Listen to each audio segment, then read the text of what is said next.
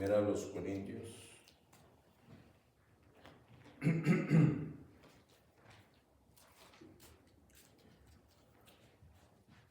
Del 21 al 25. Voy a pedirles que nos ayuden, que contribuyan y cooperen. La semana pasada, por error de su servidor, no supervisando lo que estaba escrito en la pantalla, se escribió cruz con S en lugar de Z. Y yo entiendo que Carla no es su idioma, el español, y probablemente ella rápidamente puso ese letrero ahí. Pero son de los detalles que afectan mucho la conciencia de quien en un momento dado ve el mensaje. Y es uno de los mensajes que no pude hacer de compartir multitudinariamente para que alguna conciencia no vaya a afectarse.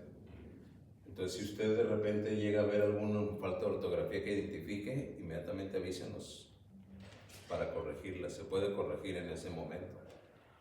Entonces, la semana pasada yo creo que el Señor nos dio un buen mensaje, y regularmente sí, los 60, 70 personas que lo oyen reproducido en Facebook debieron haberlo oído. Ninguno hizo ningún comentario. Entonces espero que si lo vieron no quisieron criticarnos, o a lo mejor algunos no lo vieron, no lo notaron. ¿Ustedes lo notaron? Yo creo que no, ¿verdad? Sí. ¿Sí lo notaron? Mira, hablada, hermana. Tan vocal que es, así nomás le hubiera dicho, hermano, nada más cámbienle esa S por una Z, ¿no? No, lo cortés no quita lo valiente, ¿verdad? Pero ahora parece que sí. Agradó a Dios salvar a los creyentes. Gloria al Señor.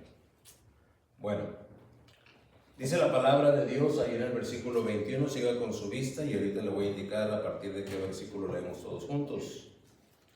Dice entonces el 21, estoy en primera a los Corintios, creí que estaba en el 1, pero no, déjenme encontrarlo, aquí está. Dice la palabra de Dios así: pues ya que en la sabiduría de Dios el mundo no conoció a Dios, mediante la sabiduría agradó a Dios salvar a los creyentes por la locura de la predicación, porque los judíos piden señales y los griegos buscan sabiduría, pero nosotros predicamos a Cristo crucificado, para los judíos ciertamente tropezadero y para los gentiles locura, mas para los llamados, así judíos como griegos, Cristo poder de Dios y sabiduría de Dios. Porque lo insensato de Dios es más sabio que los hombres, y lo débil de Dios es más fuerte que los hombres. Y a una voz vamos a leer todos juntos. Déjenme oírle el puro versículo 21 entre todos aquí. Leamos, dice la palabra de Dios a una voz: pues ya la sabiduría de Dios, el mundo no conoció a Dios, mediante la sabiduría agradó a Dios salvar a los creyentes por la locura de la predicación. Gracias. Agradó a Dios salvar a los creyentes por la locura de la predicación. Permítame abrir esa introducción primero parafraseando desde lo que Dios me ha concedido entender respecto de la retadora sintaxis. No es fácil entender este versículo si nada más lo leemos. Por eso digo retadora sintaxis. Entiéndase la sintaxis como esa parte de la literatura que en el español puede aportarle un significado racional al texto. Sintaxis de este versículo 21 que acabamos de leer. La paráfrasis, y entendamos paráfrasis como decir las mismas cosas pero con frases un poquito diferentes, en aras de poder ayudar a comprender el texto. Paráfrasis. Debido a que la sabiduría de Dios no está en el mundo secular, este mundo secular no conoció a Dios mediante esa su sabiduría. A Dios le agradó entonces salvar a los creyentes por la locura de la predicación. Repito la paráfrasis. Debido a que la sabiduría de Dios no está en el mundo secular, este mundo secular no conoció a Dios mediante esa su sabiduría. A Dios le agradó entonces salvar, no a todos, No, no es universal. A los creyentes, es decir, los que creen, con la salvífica fe que solo se puede recibir de parte de Dios, por la locura de la predicación. Querugma es la palabra que para predicación es ese mensaje que trasciende más allá de la simple percepción, por la locura de la predicación. El reto ante el que estamos esta tarde, quienes somos llamados de Dios por su sublime gracia, es que como un alambrista, permítame ilustrarlo así, un alambrista que mantiene su verticalidad sobre una superficie muy angosta, un alambre, ¿verdad? ¿A usted le ha tocado ver alambristas ahí en el circo? O el Circo Soleil, ¿verdad? ¿Cómo ponen ese alambre? Pues, ¿qué anchura tiene ese cablecito, verdad? 1 centímetro, tal vez 2, cuando mucho. Y de repente el hombre se para en él y empieza a hacer unos equilibrios. Y uno cree que va a caer y que va a caer y que va a caer y no cae. Y luego viene a esa destreza de equilibrio sobre ese alambre que es tan angosto, vienen otras suertes que a la que le añade sentarse en una silla arriba de ese alambrito. Y en algunos casos hasta poner ahí un monociclo y rodar sobre ese cable, y no se cae, y no se cae. Y la superficie sigue siendo muy angosta. Bueno, pues así podría ilustrar la verdad sobre la cual vamos a mantener la verticalidad esta tarde. Así de angosto como el alambrito. Después de todo, la palabra de Dios dice, si usted lo recuerda, que estrecha es la puerta y angosto es el camino, según Mateo 7:14. Usted es el que habla. Vamos a ser retados a mantener una verticalidad sobre la verdad teológica y hermenéuticamente bien interpretada. La Nueva Versión Internacional nos presenta esta otra paráfrasis. Porque desde el momento en que, a pesar de la sabiduría manifestada por Dios en sus obras, el mundo no lo reconoció mediante su propia sabiduría, plugó a Dios, plugó quiere decir que le dio placer, a Dios salvar mediante la locura que venimos proclamando a los que creen. La Nueva Versión de las Américas, la versión que nosotros vamos a empezar a utilizar a partir de 1 Corintios 2. Ahí leemos, pues ya que en la sabiduría de Dios el mundo no conoce a Dios por medio de su propia sabiduría, agradó a Dios mediante la necedad de la predicación salvar a los que creen. Ya presenté entonces una paráfrasis de su servidor, una versión de la Biblia internacional y otra versión de la Biblia de las Américas. Y todavía quedan algunos aspectos a considerar. Solo el título del mensaje de Dios para nosotros esta tarde contiene más doctrina y más teología de lo que a simple vista podemos vislumbrar. Agradó a Dios salvar a los creyentes. La configuración descriptiva, primero dice ahí, agradó a Dios.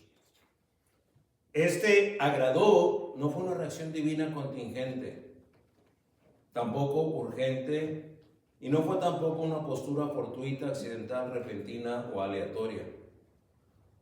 Fue un absoluto incondicional. Agrado, complacencia, placer, gusto, satisfacción, deleite, afecto de Dios. Agradó. ¿Por qué es que usted y yo fuimos salvos? Porque a Dios le agradó. Porque usted se hizo de repente sensible a la voz de Dios, sí, tal vez, pero eso ya fue el primer signo de que a Dios le agradó poder consumar en usted la salvación. El puro afecto de su voluntad. Eso en primer grado. En segundo grado, dice, siendo la fe una virtud divina y siendo la fe algo esencial, fundamental y elemental y primordial, don espiritual para creer. ¿Cómo habremos de creer si no tenemos fe? Nuestra naturaleza es incrédula. Es decir, creer no es una virtud que tenemos, al contrario, somos desconfiados. ¿Usted aquí es muy crédulo? ¿Confía en cualquier persona que se le acerca? ¿Verdad? Recuerdo en una ocasión andábamos de vaguillos ahí con el hermano mío, entonces éramos jovencillos, y andábamos en un lugar de videojuegos, y se acercó un hombre, y en medio de los dos metió la mano a su bolsa y sacó un puño de las monedas que usaban las maquinitas, ¿verdad? Y nos preguntaron, traigo todo esto para gastármelo con ustedes, pero los juegos que a mí me gustan están en el rincón de allá. ¿Quieren venir a que juguemos? Y yo era un escuincle de, no sé, a lo mejor de unos 14 años, mi hermano 4 años menor que yo, de 10. A mí me gustaba jugar en esos videojuegos, y ya éramos como una hora. Pero que alguien se acercara y me enseñara ese montón de monedas ahí diciéndome, vente, vamos a jugar, pero vámonos a los juegos que están allá. 14 años, ¿qué tanta malicia o qué tan maleado podría estar un chiquillo de 14 años? Yo volteé a ver a mi hermano y mi hermano me veía con los ojos abiertos como diciendo, híjole, con esto sí nos vamos a pasar bien. Pero yo no creí. Y le dije, no, gracias. Y lo jalé y nos salimos de ese lugar. Nuestra naturaleza no es de crédulos, es de incrédulos. Dirá usted, y hermano, pues a mí me pasó al revés. Fíjese que si alguien se me acercó a mí, así, y yo sí fui. Bueno, tal vez porque era demasiado ingenuo, no sé. O ingenua, no sé. Pero lo cierto es que nuestra naturaleza no nos alcanza para ser muy crédulos. Por naturaleza somos más bien incrédulos, dudamos. Así que para ser un creyente necesitamos fe. Ya con la fe podemos entonces creer. Y no, la fe no es una virtud divina, no es una posibilidad que si yo me pongo aquí a pujar, quiero tener fe. El predicador me dijo, ten fe, tengo que tener fe. No va a pasar, no va a suceder. La fe es una virtud divina. Y si es una virtud divina, solamente Dios es el que la puede dar. Cuando ya recibimos la fe, entonces podemos creer. Eso es lo que nos haría creyentes. Una vez que creemos, somos creyentes, y eso se vuelve indicativo incuestionable del estado providencial de ser salvo. Porque para el que cree, es agrado de Dios el salvarle. En Hechos 4:12 leemos, y en ninguno otro hay salvación, porque no hay otro nombre bajo el cielo dado a los hombres en que podamos ser salvos. Y cuando la expresión inicial de este versículo 4:12 de Hechos dice, y en ningún otro incluye aún al que va a ser salvo. En otras palabras, no es de ese otro que depende tener la fe, porque en él no hay capacidad para la salvación. Dice, porque no hay otro nombre bajo el cielo dado a los hombres en que podamos ser salvos. El título del mensaje de hoy sigue traspasando la eternidad con más valor teológico doctrinal de lo que nos podemos imaginar.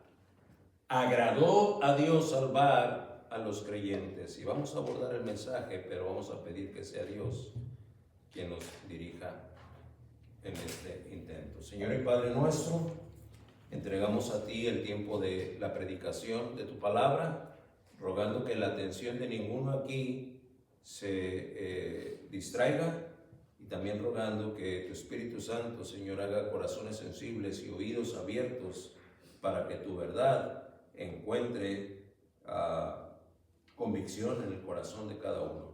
Sanciona mis labios y concédeme decir todo lo que tú quieres que diga, y llévame a callar aquello que tú no quieres que yo pronuncie de alguna manera. Te lo ruego en el nombre del Señor Jesús. Pablo sigue dedicando su pluma, o tal vez debería decir su dictado, a afirmar y confirmar la verdadera naturaleza en aquellos que en la iglesia de Corinto asumen y profesan ser de Cristo. Ser verdaderos. Apoyemos nuestro discurso en lo que el mismo escritor sagrado escribió, pero a la iglesia de Éfeso. Sí, un atributo divino como la gracia, ese don no merecido, y una virtud espiritual como la fe, vienen y provienen de parte de Dios a favor de sus elegidos. La gracia de Dios, atributo divino, y la fe, que es virtud espiritual divina, vienen de Dios. Y esto viene de Dios para encontrar un recipiente en sus elegidos. Efesios 2:8 dice, porque por gracia sois salvos por medio de la fe. Y esto, aclara el apóstol, no de vosotros. En otras palabras, si tú vas a tener fe, no proviene de ti, no es tuya. En todo caso es porque Dios te la dio. La gracia necesaria para ser salvo, tú no tienes ese regalo a menos que la gracia de Dios te lo dé, aunque no lo merezcas. Dice así, pues es don de Dios. Por si quedase alguna duda, el versículo 9 dice, no por obras, es decir, no por méritos. No porque digas, no, pues yo anduve buscando a Dios. No porque digas, lo cierto es que yo sé que era malo y ahora ya quiero, ahora sí, alinear mis caminos. Esa es la enseñanza de Armenio. Dice, no por obras, sino para que nadie se gloríe. Vemos entonces que por gracia sois salvos, es la fuente u origen, la sublime, gratuita e irresistible gracia de Dios.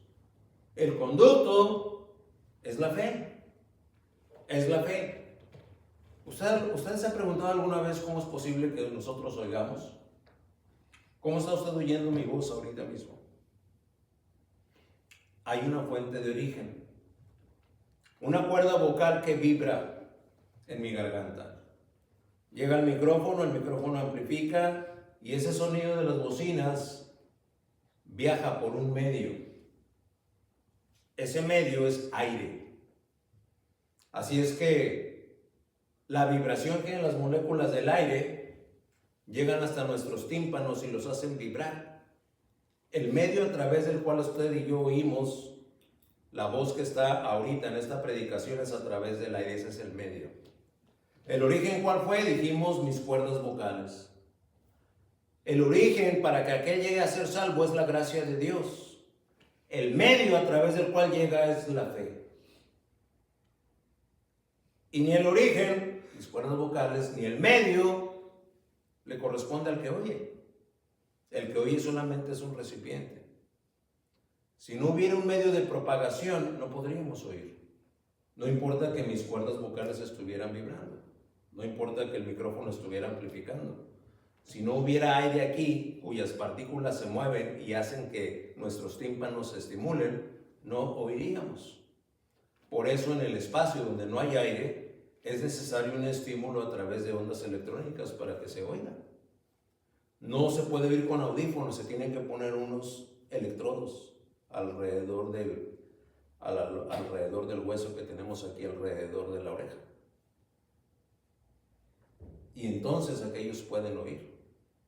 Sin un medio no hay audición. Sin un medio, que es la fe, no hay salvación. Y Dios es el que la provee.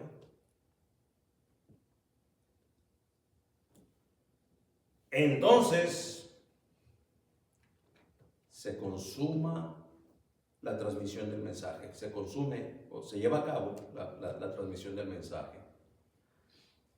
De tal manera que haremos bien en dar toda la honra, gloria y méritos de nuestra salvación, redención, justificación, adopción, santificación y glorificación a Jesucristo. A Dios por habernos salvado.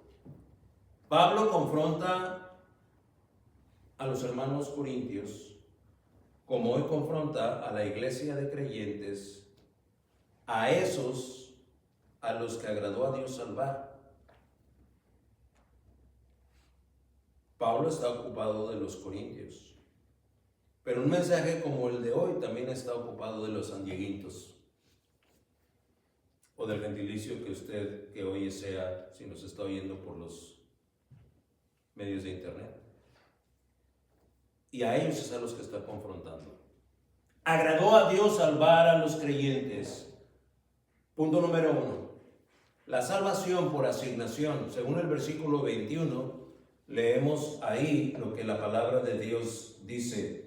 Pues ya que en la sabiduría de Dios el mundo no conoció a Dios mediante la sabiduría, agradó a Dios salvar a los creyentes por la locura de la predicación.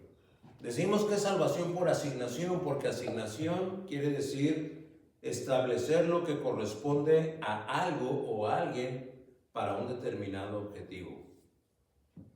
Una salvación por asignación. Si usted se precia de ser hijo de Dios, es porque desde la eternidad pasada Dios había dispuesto salvarle. Y usted dirá, como alguna vez alguien me preguntó, ¿yo cómo sé si yo tengo esa prerrogativa de llegar a ser salvo? Bueno, si usted puede percibir lo pecadora, o en este caso era una señora, lo pecadora que usted es comparado con lo santo que Dios es, y eso le provoca creer, entonces así es como puede saber. Pero no hay un versículo que diga que yo soy o que yo no soy. No, hay un principio, hay una regla, hay una forma, hay una línea. Así es que la salvación por asignación. Efesios 1:5 nos dice, en amor, habiéndonos predestinados, dice, para ser adoptados hijos suyos, por medio de Jesucristo, según el puro afecto de su voluntad. Y aquí dice predestinados para ser adoptados. Cuando menos a nivel de película o de alguna novela o de algún libro que usted leyó, se puede imaginar el cuadro de un orfanatorio donde los niños llegan a ser adoptados. Ahí hay un grupo en Tijuana, nos tocó en alguna ocasión visitar un orfanato y de hecho la iglesia patrocinó a 12 niños del orfanatorio para que vinieran a la escuela de la iglesia, al colegio de la iglesia, por un año. Y ahí nos tocó ver cómo chiquillos desde recién nacidos hasta los 11, 12 años creo, sí, 12 años, estaban. Y cómo a ese orfanato llegaba a veces las autoridades del DIF y traía a matrimonios que deseaban adoptar a un niño. Y entonces este matrimonio venía y veía a los chiquillos o a las chiquillas y convivía un poco con ellos. Y usted sabía que ese matrimonio venía a adoptar un niño o una niña, según prefiriera, ¿no? ¿Se puede imaginar esa imagen? ¿Usted ha visto tal vez alguna película? De manera tal que después de convivir en 1, 2 o 3 visitas, el matrimonio decía, este chiquillo, quiero que sea al que voy a adoptar. Y entonces las autoridades ahí decían, vente, mijo, ya hay un matrimonio que te va a adoptar, tú ya vas a tener una familia. Y al niño se le iluminaba la mirada y sonreía. Y entonces los otros niños, algunos se acercaban y se alegraban con él, otros se apartaban molestos porque no habían sido ellos los que iban a ser adoptados. A fin de cuentas, el niño salía con sus pocas pertenencias, iba a la oficina y ya de ahí se iba a ir a su nuevo hogar. ¿Sería usted capaz de decir que aquellos padres habían sido injustos por no haber adoptado a todos los que estaban en el orfanato?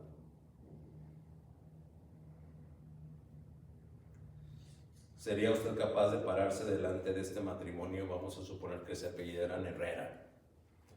¡Hey, matrimonio Herrera! ¿Por qué no se lleva a los 57 huérfanos que tenemos aquí? Bueno, porque mi afecto se inclinó por este mocoso. Y es el que me voy a llevar. ¿Y por qué ese y no otros? Ese es el que yo quise. que me simpatizó, es el que me agradó, es el que voy a adoptar. Bueno, hay una herejía allá afuera que supone que Dios es injusto si adopta a unos y abandona a los otros, cuando eso no es verdad. La tesis que ellos postulan es que ese no podría ser justo si hace eso. ¿Por qué? Porque es como salvar a unos y condenar a otros. Fíjese hasta qué grado llega la herejía, culpar a Dios de que Él condena a los que no adoptan. Lo que condena al hombre es su pecado, no Dios. El juicio de Dios está emitido y el pecado del hombre es lo que lo condena. Pero si de acuerdo a lo que dice Efesios 1:5 dice que está predestinado para ser adoptado, es porque la gracia de Dios ya estaba a favor de aquel, para sacarlo de ese estado de orfandad espiritual y venir a ser su padre. Esa es una salvación por asignación. En el versículo 9 del mismo Efesios 1 dice, dándonos a conocer el ministerio de su voluntad. El misterio debería ser de su voluntad según su beneplácito. Según su beneplácito, no según ninguna otra cosa, según su beneplácito, el cual se había propuesto en sí mismo. Dios había dispuesto que Gerardo Garza vendría a ser de los elegidos de Él, y en su tiempo en la tierra vendría el conocimiento de la gracia de Dios para venir a ser parte de la familia de Dios, siendo salvo. En Santiago 1:18 dice, Él, de su voluntad, ¿de la voluntad del hombre? No, de la voluntad de Dios. Él, de su voluntad, nos hizo nacer por la palabra de verdad, para que seamos primicias de sus criaturas. Hermano, yo no sabía eso. Si usted es verdaderamente salvo, debe entender que esa prerrogativa estaba ya a favor de usted. Oiga, pero yo no he sido salvo todavía. Bueno, pero Dios le está hablando. Quiere decir que Dios tiene el nombre de usted escrito en el libro de la vida. Y en este marco reducido de tiempo, la vida en la tierra, usted tendrá el conocimiento de Dios. Refiriéndose a los que les dio la potestad de ser hechos hijos de Dios, allá en Juan 1:12, en 1:13 nos dice, los cuales no son engendrados de sangre, ni de voluntad de carne, ni de voluntad de varón. Es que yo quiero ser salvo. Si acaso ese fuese el caso, si en la remota probabilidad de que ese fuera el caso, que alguien dice, yo quiero ser salvo, es porque Dios ya obró en él. Y le produjo el querer como el hacer. Mientras Dios no obre, ¿quieres ser salvo? No. Oye, pero te vas a condenar. Oye, ¿es la eternidad en el infierno? Pues ahí me voy a encontrar mis cuates. No hay sensibilidad. Pero cuando Dios obra, la historia cambia. Por eso dice que no interviene la voluntad de carne ni la voluntad de varón, sino de Dios. La teología reformada, propuesta y dictada por John Calvino, etiqueta esta verdad bíblica como redención limitada. Los que conocen un poco de los sistemas teológicos que gozan de cierta fama, conocen el famoso TULIP, que son las iniciales de los 5 puntos calvinistas de las doctrinas de la gracia. Y la L ahí de TULIP, la L, quiere decir limited atonement, una redención limitada. Y así es como lo nombra este sistema teológico. La Biblia no lo menciona así. La Biblia reta a Calvino y le preguntaría algo que Calvino tendría que contestar. ¿Quién desde una sana conciencia y una temerosa postura bíblica se atrevería a limitar al Todopoderoso? Porque dice que es limited atonement, redención limitada. ¿Redención limitada? ¿Expiación limitada? ¿De qué estás hablando, Calvino? Pero sin embargo hay sistemas teológicos que idolatran esos 5 puntos de la teoría reformada, de la teología reformada.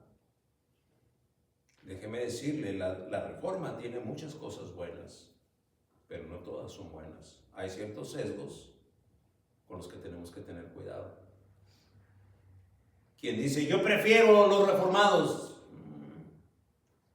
o no sabe lo que está diciendo, o ya comprobó el sesgo que está inclinado al engaño de la reforma.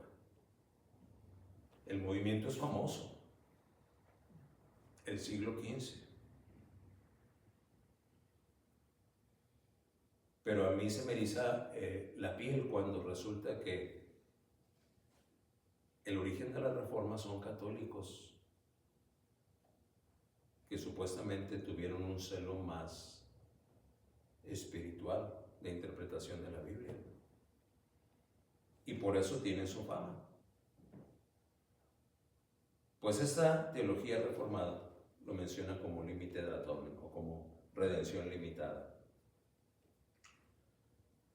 El cristianismo bíblico histórico originado en el ministerio de Juan el Bautista, antes de que Cristo se manifestara al mundo, nunca podrá aceptar esa postura teológica errática. Por eso decimos, este no es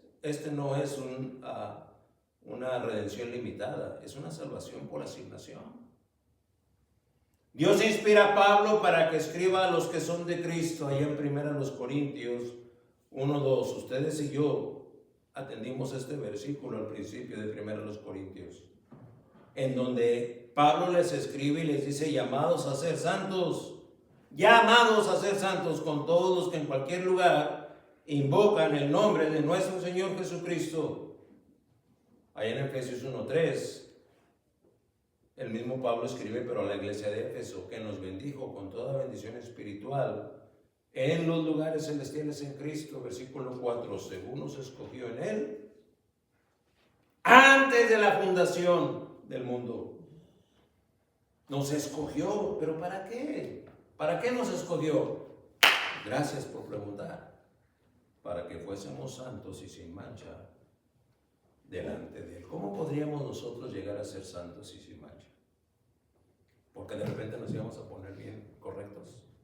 No, por la justificación que por la fe podemos obtener. Esa justificación que fue imputada, esa justicia que fue imputada de parte de Cristo a cada uno de los que creen, mientras que cada uno de los que creen y todos sus pecados fueron imputados en Cristo en aquella cruz del Calvario. Todos y cada uno de los que nos preciamos de ser salvos, fuimos escogidos y santificados y justificados por Él, delante de Él y para Él. Eso es la salvación por asignación.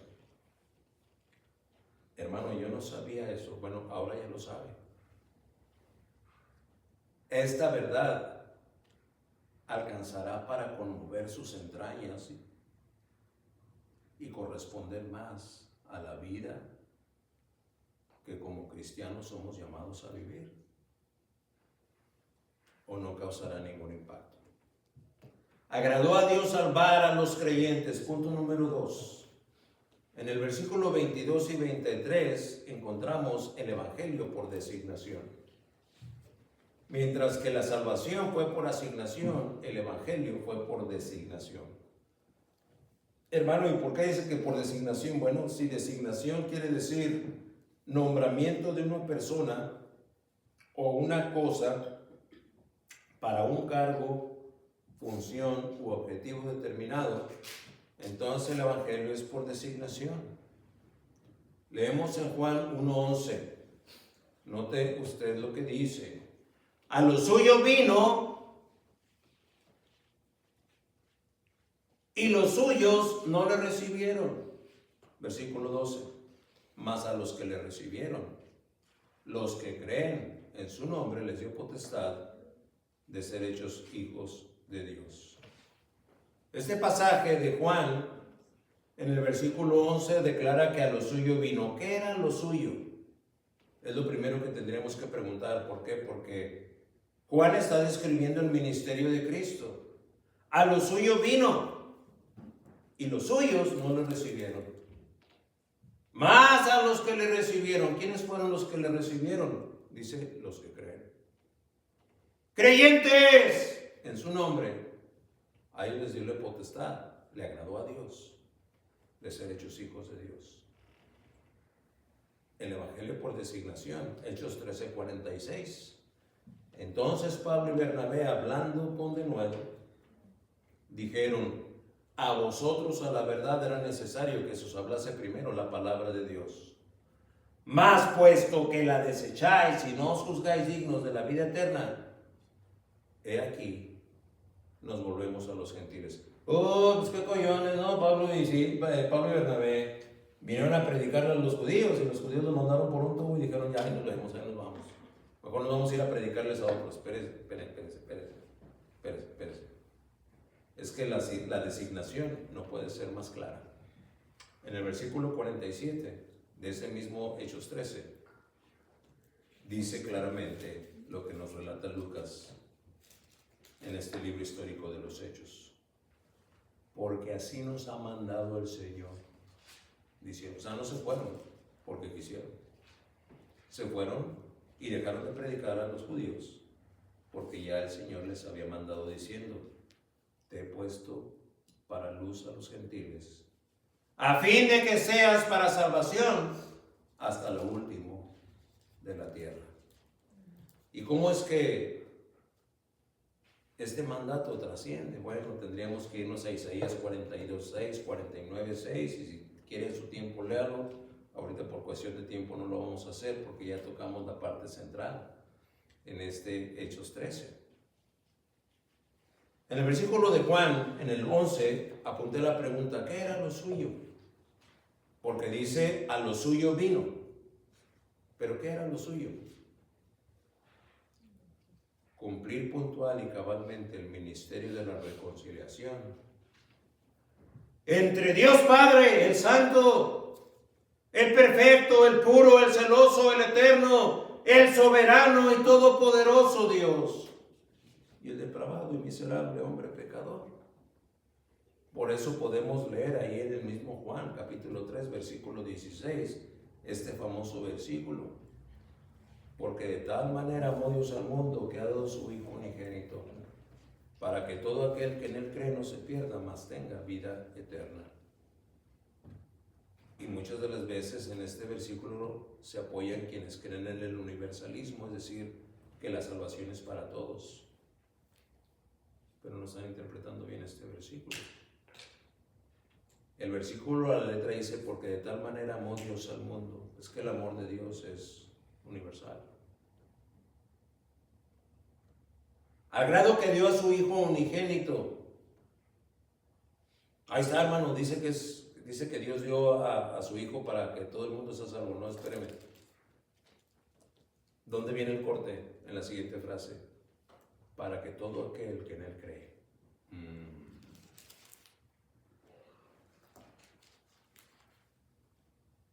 Todo aquel que en él cree. En él cree. ¿Usted cree en Dios? ¿Para salvación y vida eterna? Entonces por usted murió. El sacrificio de Cristo, el Hijo de Dios, fue eficaz y suficiente para su salvación. Si cree. Al creer no se va a perder, pues tendrá vida eterna. Sigue diciendo el versículo 17, inmediatamente después del 16. Porque no envió Dios a su Hijo al mundo para condenar al mundo, sino para que el mundo sea salvo por él. 18. El que en él cree, otra vez, ahí está la fe. El que no, en el que en él cree no es condenado. Pero el que no cree ya ha sido condenado porque no ha creído en el nombre del unigénito Hijo de Dios. Sigue siendo la función de la fe. La designación entonces tiene esa condición. Que crea. Es un evangelio designado. Dice Juan 12:46. Yo, Cristo hablando, La luz he venido al mundo para que todo aquel que cree en mí no permanezca en tinieblas. Otra vez, creer, creer, creer. El que cree en mí no permanezca en tinieblas. Siguiente versículo de Juan 12, el 47. El que oye mis palabras y no las guarda, yo no le juzgo, porque no he venido a juzgar al mundo, sino a salvar al mundo. El evangelio por designación. Va a haber quien no oye sus palabras. ¿Usted se acuerda del joven rico?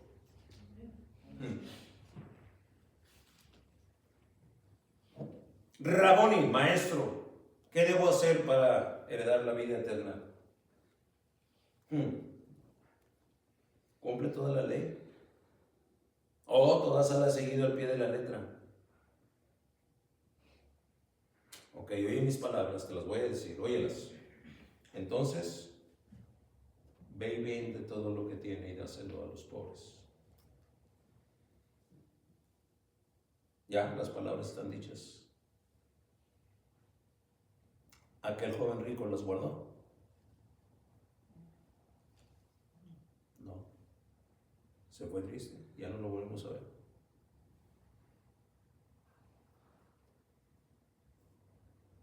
De acuerdo a lo que dice Juan 12:47, el que oye mis palabras y no las guarda, yo no le juzgo. Su dureza de corazón es la que lo juzga, es decir, su pecado. Yo no vine a juzgar al mundo, sino a salvarlo. Por eso decimos que el evangelio es por designación. Agradó a Dios salvar a los creyentes. Punto número 3. En el versículo 24, para los llamados, definición. Agradó a Dios salvar a los creyentes. Para los llamados es definición. ¿Y qué quiere decir definición? Proposición en conjunto de propiedades o características suficientes que regularmente resultan en diferencias definidas de origen o carácter con relación a otros congéneres. Llamados por definición. En 2 Corintios 7:10, lo vamos a encontrar ahí cuando avancemos en la segunda carta del apóstol Pablo a los Corintios. Pero miren lo que dice. Porque la tristeza que es según Dios produce arrepentimiento para salvación. Eso es definición. De que no hay que arrepentirse, pero la tristeza del mundo produce muerte. Pablo debe haber conocido lo escrito por el profeta Isaías allá en el 56:1, donde dice, así dijo Jehová, guardad derecho y haced justicia, porque cercana está mi salvación para venir y mi justicia para manifestarse. No haremos mal si para entender mejor esta definición propuesta nos apoyamos en la escritura que registra la enseñanza del maestro presentada tal cual en aquella parábola de Mateo 22:14. Y si no va a poner atención en ninguna otra parte del mensaje, ponga atención a esta. De acuerdo a lo que dice Mateo 22:14, dice, porque muchos son llamados y pocos escogidos. Estamos ante lo que el maestro presenta como un símil del reino de los cielos. Así empieza su discurso, allá en Mateo 22. El reino de los cielos es, y presenta esta parábola. Y sabemos que la parábola es una manera de enseñar cosas celestiales de manera sencilla con ilustraciones terrenales, unas bodas.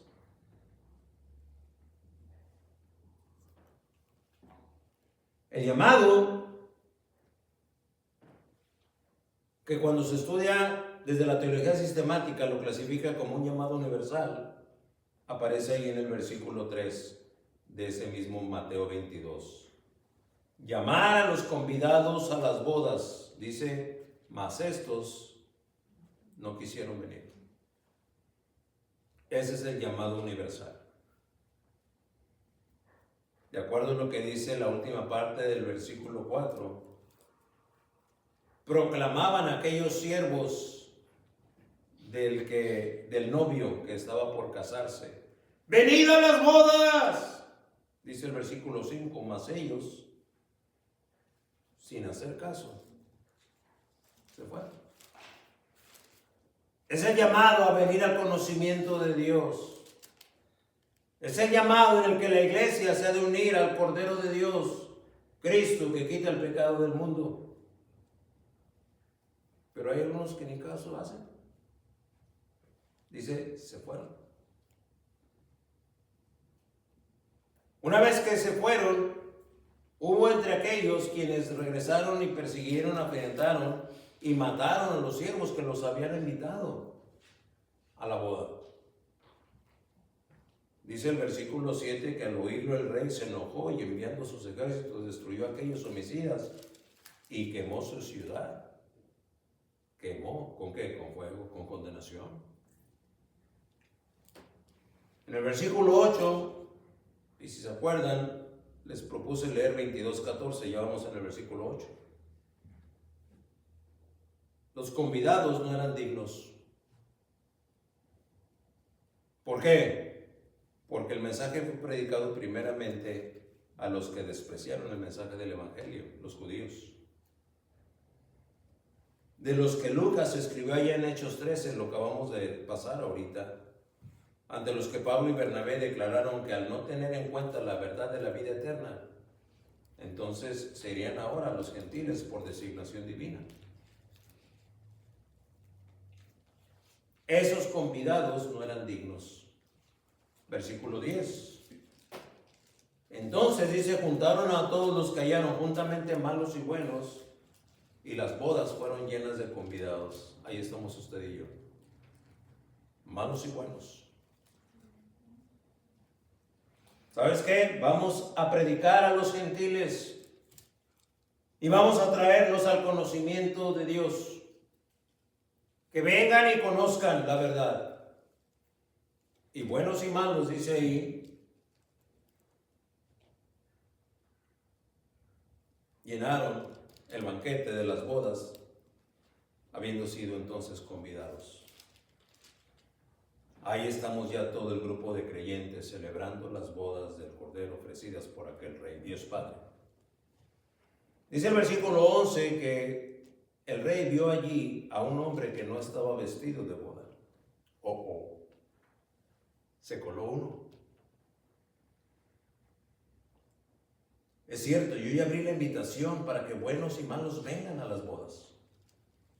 Pero aquí el versículo 11, la enseñanza del maestro hace una pausa y dice, estoy viendo ahí aquí un hombre que no estaba vestido de acuerdo a las bodas. En el versículo 12 lo confronta. Imagínese, está como aquel chascarrillo que se cuenta, ¿no? Era un colado. Si entendemos lo que es un colado en una fiesta, ¿no? Nunca lo invitaron, pero ahí está. Y no es uno, a veces son más. ¿Verdad? Y es el que pide primero que le sirvan otro plato y pide más de beber y más de comer. Aquel chascarrillo parecido al que conté en la fiesta de las niñas de Carlos. ¿Verdad? Que se levantó el maestro de ceremonias y dijo, bueno, bienvenidos todos a esta reunión, a esta fiesta. Vamos a pedir que todos los invitados de la novia pasen al lado derecho. La mitad se fue para el lado derecho. Poco más de la mitad. Ahora todos los invitados del novio a la izquierda. Y ahí en el centro quedaron unos 4 o 5 nomás. Y dijeron, bueno, pues todos los de mi derecha, todos los de mi izquierda, se me largan de aquí bola de borrones porque esto es un bautismo. Y ahí estaban nada más los 4 o 5 que estaban. Aquí se encuentra, el rey dice que se encuentra un colado. Le pongo ese sentido de humor para llamar su atención a lo que estamos aprendiendo. Y el rey lo confronta y le dice, ¿cómo entraste aquí sin estar vestido de boda?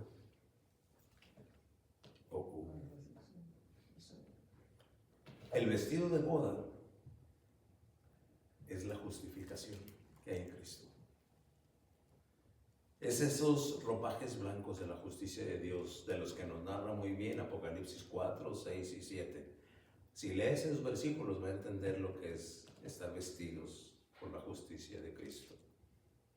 Esos son los vestidos de las bodas. Aquellos que ya habían entrado, buenos y malos invitados, estaban vestidos de bodas con la justicia de Cristo. Estaban celebrando unas bodas a las que inicialmente no estaban siendo considerados, pero ahora habían sido por la gracia del Rey incluidos. Pero aquí recibe la confrontación del Rey. ¿Cómo es que entraste aquí sin estar vestido de bodas? ¿Cuál es ese vestido que el Rey reclama? Gracias por preguntar. Las ropas blancas de la justicia de Dios. Ese intercambio de parte de Cristo, mientras el Padre imputó en su Hijo nuestros harapos de pecado, a los que creen se les imputó la justicia del Señor Jesús, en quien creemos. Justificados pues por la fe, tenemos paz para con Dios por medio de nuestro Señor Jesucristo, según dice Romanos 5:1. Justificados pues por la fe, creímos. Y ese ejercicio de fe nos justificó, nos vistió con la justicia de Dios. Y una vez justificados podemos andar en la boda vestidos con ropas blancas. El Rey entonces se acerca, nos ve y dice, este está vestido para las bodas, la justicia de Cristo. El que no, vamos a ver qué le pasa. Entre los que llegan a oír ese llamado universal hay quienes no les importa y no son sensibles. Y ese llamado eficaz, teológicamente tratado de manera diferente al llamado universal, el eficaz teológicamente es aquel para el que responde. Sabemos que hay quienes llegan a confrontar y agredir a aquellos siervos que predican y proclaman el Evangelio. Dios los ha de someter o eliminar con su santa ira, porque quienes predicamos esta verdad somos atacados. No, es muy extremista, no, eso es que trae una doctrina un poquito drástica. Dios no es así, estamos en el periodo de la gracia. La doctrina que encontramos en la palabra de Dios es eterna. Hay quienes presuntamente desean contarse entre los invitados a las bodas. Son voluntariosos y acomedidos, pero son solo congregantes nominales que simpatizan y simulan ser, pero sin estar vestidos por el sastre divino, que es el que viste con prendas blancas de justicia, y aquel eventualmente es expulsado de las bodas. Es entre ellos, entre los que están aquellos que confronta al Señor en otra porción de la palabra de Dios. Apartaos de mí, malditos, nunca os conocí. Señor, pero nosotros en tu nombre hicimos tus obras y no los conozco.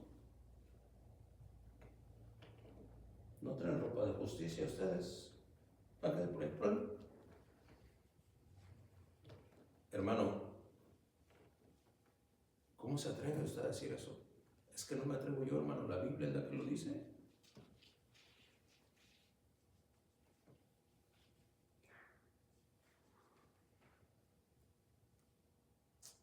No hay multitudes. Dios lo declara desde los labios de Jesucristo. Si bien muchos son los llamados, pocos los escogidos. Para los llamados, esto es definición. Agradó a Dios salvar a los creyentes. Punto número 4.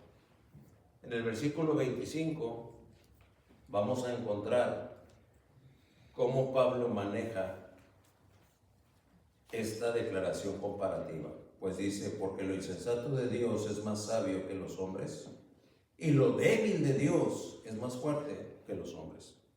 Comparación. ¿Qué es una comparación? Bueno, es fácil.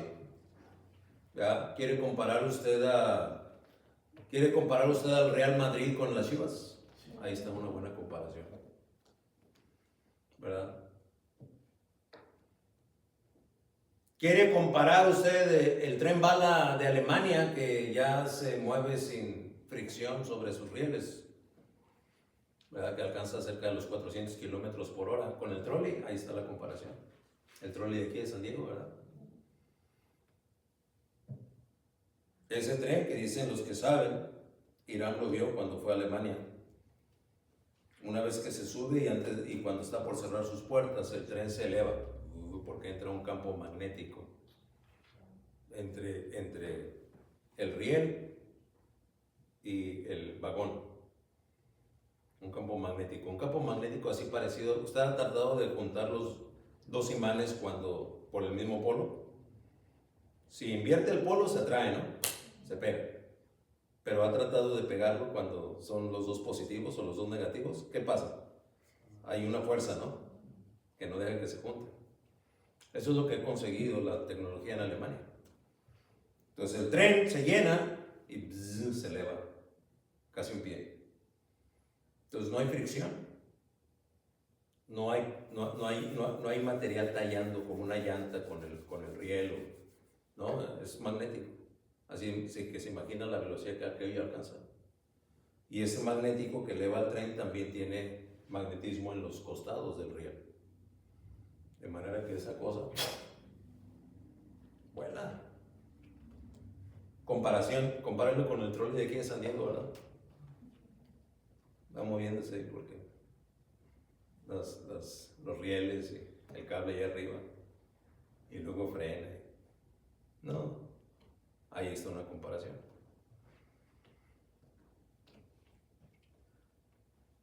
¿Quiere comparar? Bueno, súbase a un F-16 o F-18, no sé cuáles son los aviones que hay en la Fuerza Armada de los Estados Unidos, en la Fuerza Aérea de los Estados Unidos.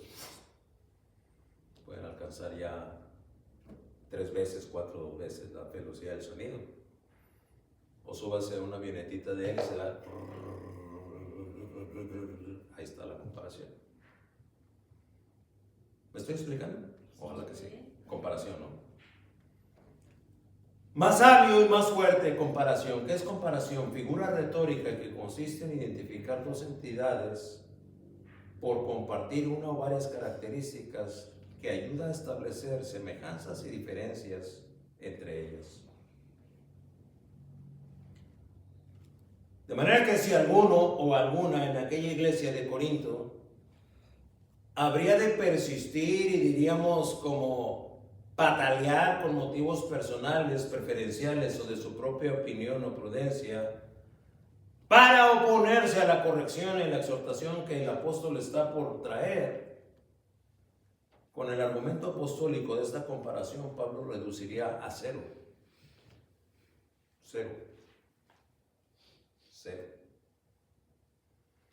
Cualquier renuencia o resistencia.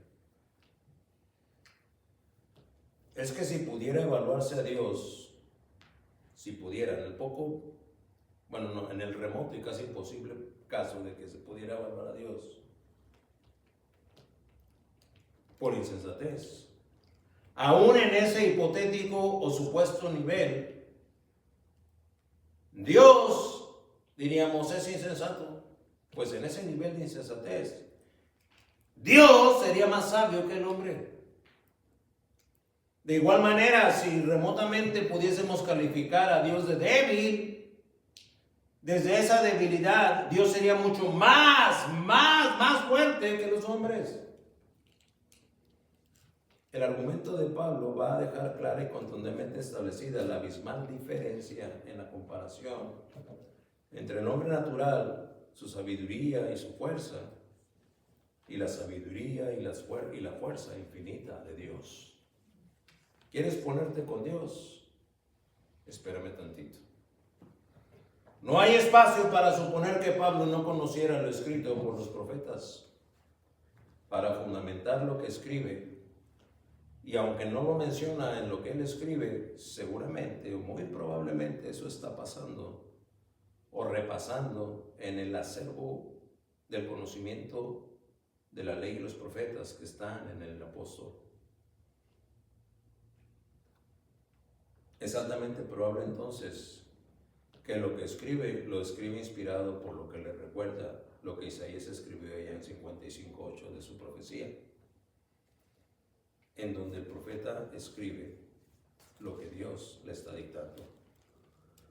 55:8 de Isaías. Porque mis pensamientos no son vuestros pensamientos, ni vuestros caminos mis caminos, dijo Jehová. Entonces, lo primero que va a postular aquí Dios es que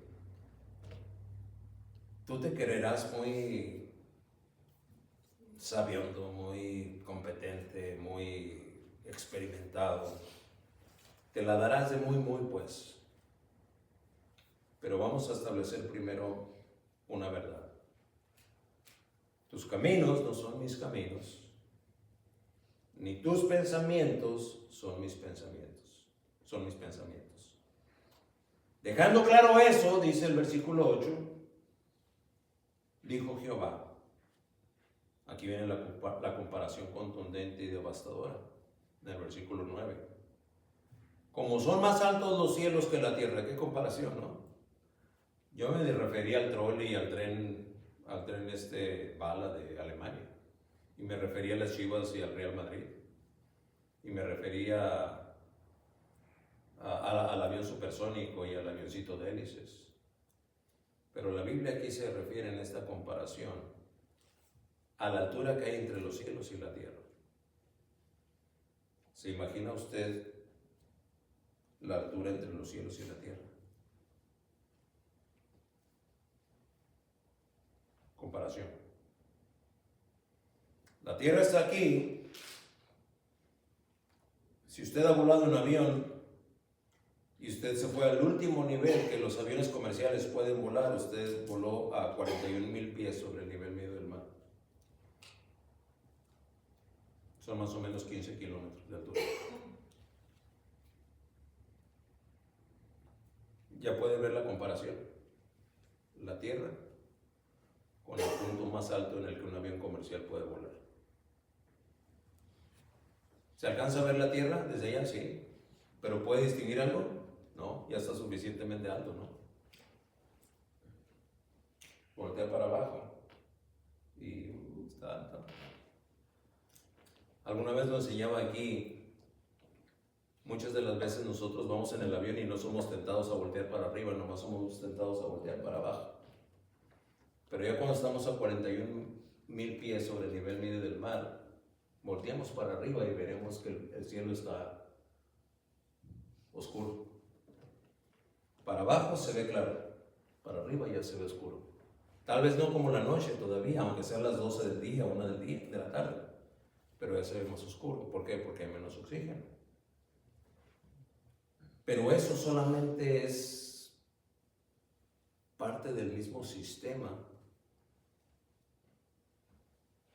del planeta Tierra. Es esa masa de aire que envuelve la tierra y el agua que está en el medio.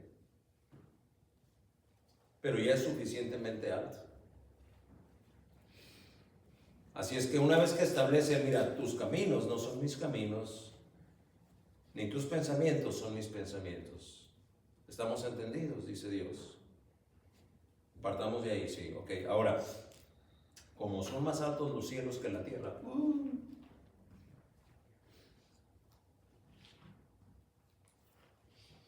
yo, no encuentro el final. Pues así, como son más altos los cielos que la tierra, así son mis caminos más altos que vuestros caminos, y mis pensamientos más altos que vuestros pensamientos. ¿Quieres compararte con Dios? No hay comparación. ¿Cómo puedes compararlo?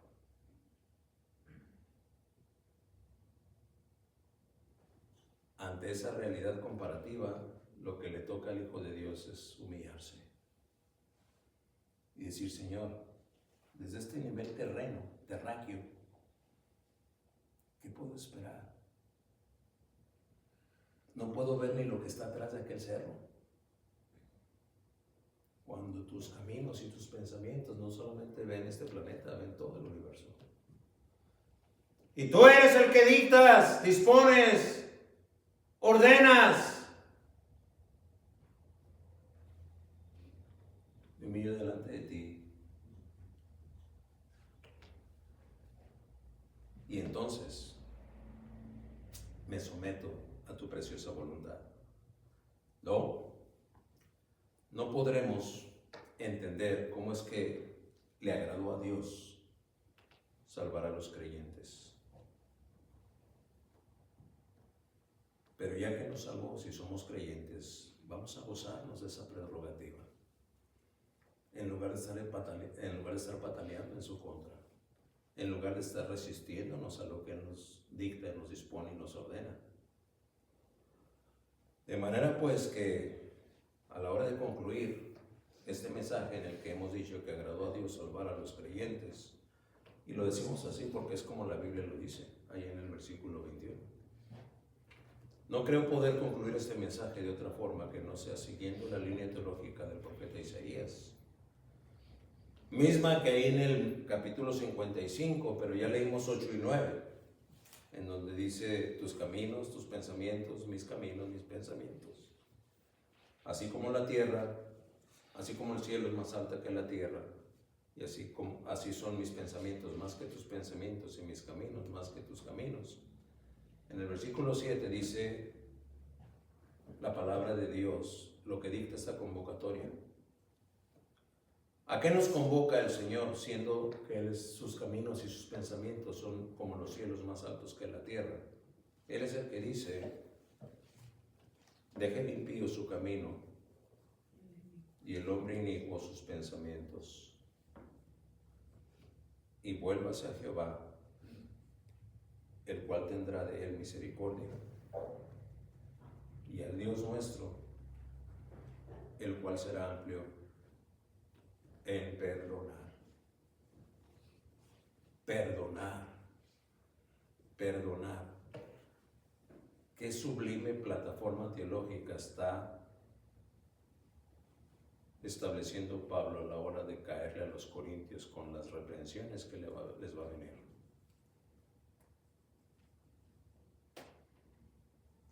Porque lo que les está diciendo, si ustedes corintios se precian de ser verdaderamente creyentes, deben entender que son creyentes porque a Dios le agradó salvarlos.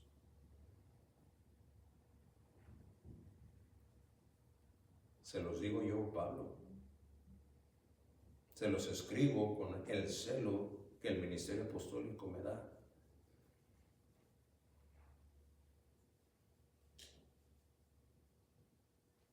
De manera que lo que Isaías dice en el 55:7 va exactamente alineado con la intención y el propósito divino que Pablo está por llevar a cabo. Deje limpio su camino y el hombre inicuo sus pensamientos. Deje limpio su camino. Usted sabe ya qué quiere decir el camino, ¿verdad? Forma de vida. Oiga, pero yo no ofendo a Dios. Deja ese camino. ¿Cuál? Ese que siempre has seguido desde que tú te acuerdas. Tú siempre has sido así. Déjalo ya. Déjalo. Ay, ¿qué voy a hacer? Gracias por preguntar. Lo que Dios, desde la altura de sus caminos y sus pensamientos, nos enseña en su palabra. Si tuviste la fe para creer y creíste, y yo no dudo que así sea, ¿por qué no puedes creer que Dios sabe más que tú y tiene más sabiduría que tú y que sus caminos son más altos que vuestros caminos y sus pensamientos más altos que vuestros pensamientos? Por eso si se vuelvas a Jehová, el cual tendrá de él misericordia, y al Dios nuestro, el cual será amplio en perdonar. Si no es usted salvo, perdonar sus pecados para darle salvación. y si usted es un verdadero creyente, perdonar todos sus hierros para reivindicación en la gracia de Dios. Y si lo hiciésemos así, estaremos haciendo bien.